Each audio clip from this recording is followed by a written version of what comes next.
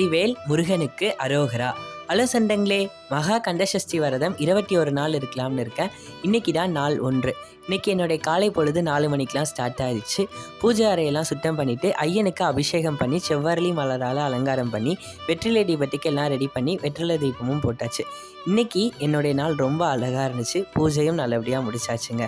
நிறைய பேர் கேட்டிருந்தீங்க 48 நாள் விரதம் என்னாச்சு அப்படின்னு சொல்லிட்டு. ஒரு சில மன கஷ்டங்கள்னால அந்த 48 நாள் விரதம் அப்படியே ஸ்டாப் பண்ணிட்டேன். இப்போது கொஞ்சம் பரவாயில்லாமல் இருக்குது. எனக்கு மனசும் சரியில்லை, உடம்பும் சரியில்லை. அதனால தான் நான் அந்த 48 நாள் விரதத்தை ஸ்டாப் பண்ணிட்டேன். அப்போ தான் ஒருத்தவங்க முருகன் கோவிலில் சொன்னாங்க, 21 நாள் விரதம் தாராளமாக இருக்கலாம், தப்பு கிடையாது.